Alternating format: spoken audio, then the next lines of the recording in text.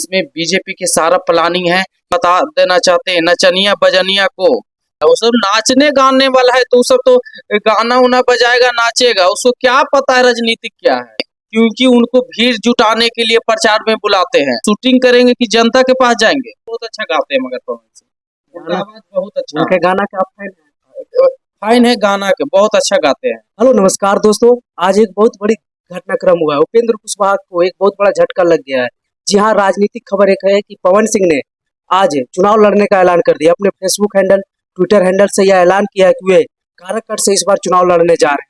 इससे पहले हुए आसनसोल से बीजेपी के टिकट पर उन्हें चुनाव लड़ने का मौका मिला था, परंतु उनके गानों को लेकर विवाद हो गया था और इस बार वे निर्दलीय या किन्हीं अन्य पार्टी बातें चल रही है कि मायावती पार्टी की तरफ से वो चुनाव लड़ेंगे। तो क्या उनके चुनाव लड़ने से घाटा, नुकसान, फायदा है? इसी चीज के चर्चा करने के लिए हमारे साथ उपेंद्र कुशवाहा की पार्टी से हमारे साथ एक साथी जुड़े हैं जो कि नालंदा जिला के युवा मोर्चा के अध्यक्ष हैं। तो चलिए उनसे बात करते हैं। सबसे पहले मगही खबर पर आपका स्वागत है। मगही खबर देखने वाले सभी दर्शकों के बहुत बहुत स्वागत है। आज की बात है कि पवन सिंह ट्वीट किए थे कि हम काराकट से चुनाव लड़ेंगे निर्दलीय। इसमें सबसे बड़ी बात होती है कि वारा में उनके गिरी जिला है और गिरी उनका घर है, पैतृक गांव है। तो अपने जिले, अपने घर से क्यों नहीं चुनाव लड़ रहे? चलिए ठीक है, अगला सवाल आपसे ये है कि पवन सिंह काराकट से अगर चुनाव लड़ते हैं तो उपेंद्र कुशवाहा का इसका क्या असर पड़ेगा? उपेंद्र कुशवाहा पर कोई राजनीतिक असर पड़ेगा, वोटों का असर पड़ेगा?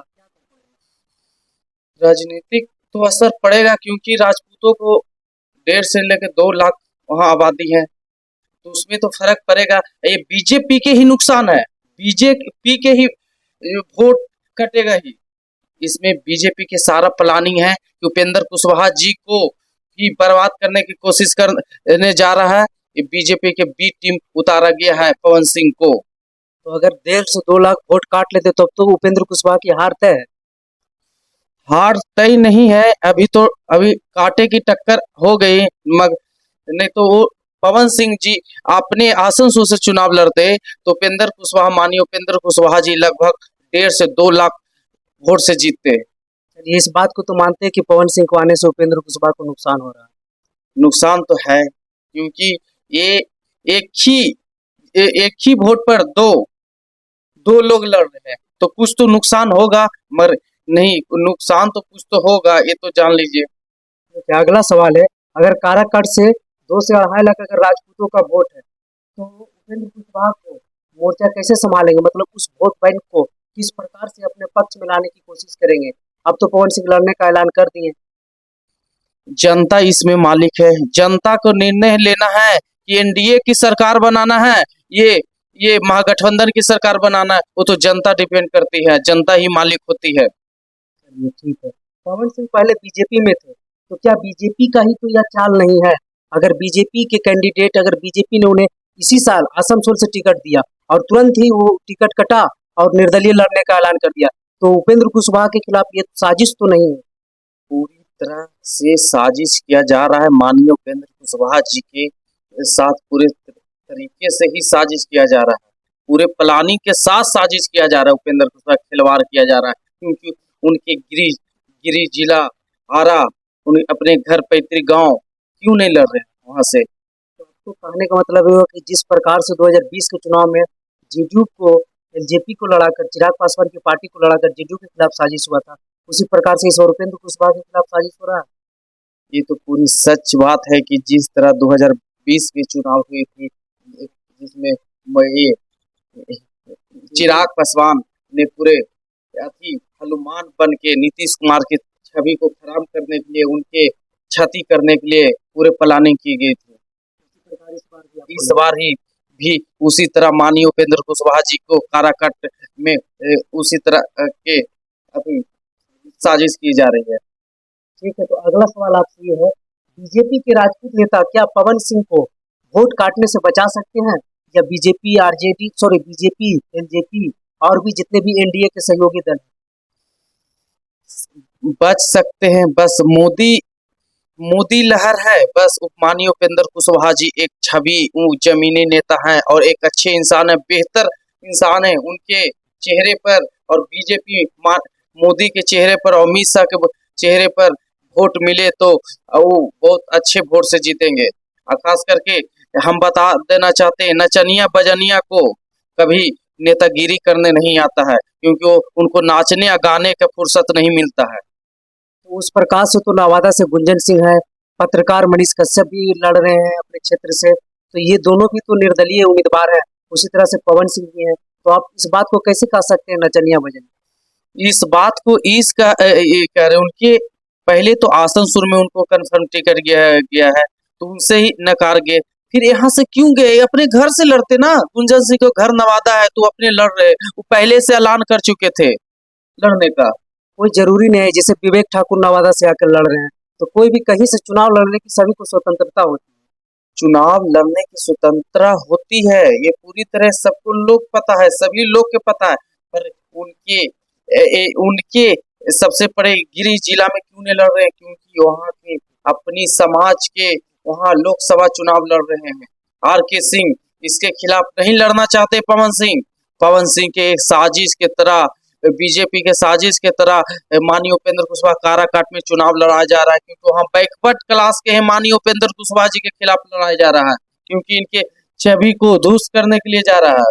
तो आप तो एनडीए गठबंधन पर ही सवाल उठा रहे हो, उपेंद्र कुशवाहा भी उसी एनडीए गठबंधन के हिस्सा भी है। वो तो हिस्सा है, पर हिस्सा मुझे भी पता है कि हिस्सा है। माननीय उपेंद्र कुशवाहा जी मोदी के 400 पार के ये लड़ाई लड़ रहे हैं, पर ये 400 पार लड़ाई जब होगी जब मोदी और ये नीतीश कुमार और उपेंद्र कुशवाहा सभी घटक दल सब एक होकर चुनाव लड़ेंगे हर मैदान में, तब ये फैसला होगी। मगर कुछ लोग एंटी पार्टी करके मानिए कि साजिश माननीय उपेंद्र कुशवाहा जी के साजिश किया जा रहा है। चलिए ठीक है, तो आपका कहना है कि उपेंद्र कुशवाहा के खिलाफ साजिश किया जा रहा है। अगला सवाल मेरा ये है कि आपको लगता है कि पवन सिंह सभी निर्दलीय उम्मीदवार की तरह, जैसे गुंजन सिंह है, मनीष कश्यप है, वो और पवन सिंह भी निर्दलीय लड़ रहे हैं, तो सिर्फ हवा चलती, मतलब हवा अपना दिखा रहे हैं? सिंह लड़े, वो सब नाचने गाने वाला है, तो सब तो गाना उना बजाएगा नाचेगा, उसको क्या पता है राजनीतिक क्या है? वो तो सिर्फ नाचेगा बजाएगा, बस शूटिंग करने की तो फुर्सत नहीं, नेतागिरी कैसे करने जाएगा?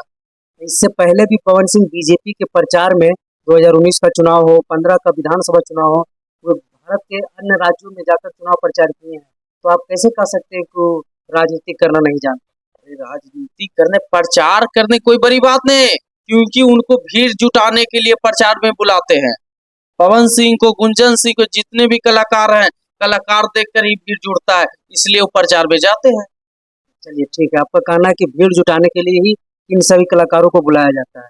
अगला सवाल मेरा ये है कि पवन सिंह को लड़ने से उपेंद्र कुशवाहा को कितना घाटा होगा, और ये इतना घाटा तो ना हो जाएगा कि उपेंद्र कुशवाहा को अपनी सीट भी गंवाना पड़ जाए? कुछ नहीं घटा होगा नचनिया बजानिया से। इस बार ठान लिया है एनडीए ने 400 से पार। माननीय उपेंद्र कुशवाहा जी के पूरे तरह ताकत है, पूरे टकटकाए से देख रही है काराकट की जनता की इस बार माननीय उपेंद्र कुशवाहा के लोकसभा सीट को एकदम 2 लाख वोट से ही जिताएंगे। अच्छा, तो हम ये भी कह सकते हैं कि काराकाट में जो चुनाव हो रहा उसमें एनडीए गठबंधन से हो या फिर इंडिया गठबंधन से हो, दोनों तरफ से कुशवाहा कैंडिडेट है, और इस बीच में पवन सिंह निर्दलीय आ रहे हैं, तो क्या राजपूतों का वोट, युवाओं का वोट के साथ हुए तो चुनाव इन दोनों की लड़ाई के बीच में निकाल तो ना ले जाए? ये भी हो सकता है। उनसे कोई फर्क नहीं पड़ेगा, क्योंकि सब लोग जान गया है कि सिर्फ वोट काटने के लिए आ रहे हैं। उनसे कोई फर्क नहीं पड़ने, क्योंकि इनके पास फुर्सत नहीं है नाचने और गाने का फिल्म शूटिंग करने के लिए। तो जनता के क्या सेवा करेंगे? जनता को क्या देखेंगे? वो शूटिंग करेंगे कि जनता के पास जाएंगे? आप ही बताइए हमको। शूटिंग करने के बाद जो समय मिलेगा वो जनता के पास भी जा सकते हैं, और ऐसे भी नेता अभिनेता चुनाव लड़ते हैं जो वो कम ही टाइम देते हैं, जैसे शत्रुघ्न सिन्हा हो गया, पटना साहिब से जीतते रहे हैं, निरहुआ हो गया, मनोज तिवारी हो गए, रवि किशन हो गए, और हाल फिलहाल में गुंजन सिंह देखिए अभी पूरे जोर शोर से प्रचार कर रहे हैं। उनके पास कितना टाइम होता है ये तो खुद आपको भी पता है, पूरी जनता की पता है, पूरे बिहार के पता है कि जो नाचने बजाने वाला है उसके पास कितना टाइम मिलता है। अरे नेतागिरी करेंगे तो जमीनी से नेता करें, कोई गरीब के इंसान ही जाएंगे? उनके पास तो बजाने का, गाने का, डांस करने का फुर्सत नहीं रहेगा, तो उनके पास क्या जाएंगे दुख सुख में देखने के लिए? खाली चुनाव लड़ने से थोड़ा होगा कि हम निर्दलीय लड़ लिए तो उससे क्या हो जाएगा। जनता नहीं समझती है कि इसके पास टाइम ही तो नाचने गाने में, गाना बहुत अच्छा गाते हैं मगर पवन सिंह, उनका गाना आवाज बहुत अच्छा उनके है। गाना का आप फैन हैं? फाइन है गाना के, बहुत अच्छा गाते हैं, पर गाना के और उनके और कोई फाइन नहीं है, खाली सिर्फ गाना उनका आवाज अच्छा है बस। ये नहीं है कि बड़का नेता है।